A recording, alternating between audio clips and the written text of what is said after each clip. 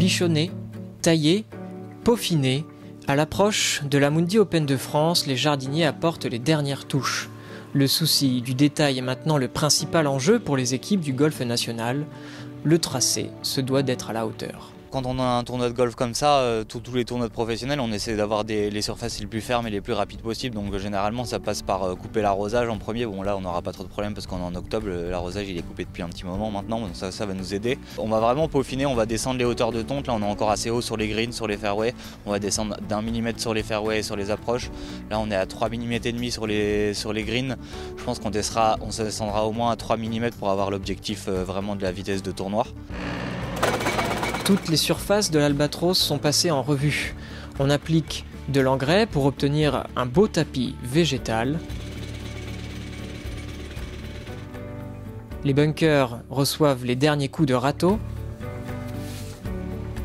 Les greens sont sablés. Les zones d'approche et les départs sont roulés. Seuls les roughs restent sauvages et se feront un plaisir d'accueillir les balles des meilleurs joueurs de la planète. On a augmenté quand même de 20 mm par rapport aux joueurs lambda. Hein. L'été a été très très sec, donc ça n'a vraiment pas beaucoup poussé. On les a tondus 2 fois cette année, je pense que ça suffit. On voit que ça n'a pas trop poussé, mais là avec la pluie des derniers temps, on a mis un peu d'engrais sur les roughs et sur les fairways. Je pense que ça va commencer à pousser un peu à côté, donc ils seront contents du résultat. Autre opération au programme, la coloration des fairways. Un pigment naturel associé à du sulfate de fer pour rendre le gazon plus vert, mais pas seulement. C'est quand même un élément aussi essentiel dans la photosynthèse de la plante.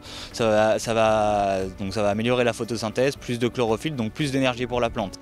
De l'énergie, il en faudra aussi aux hommes de terrain pour sublimer l'Albatros. Ils sont dans la dernière ligne droite, ne reste plus qu'à sécuriser le parcours avant d'entrer dans le grand bain.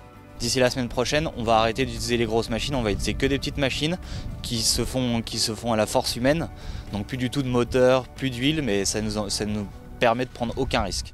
Rendez-vous dans quelques jours pour les ultimes coups de ciseaux.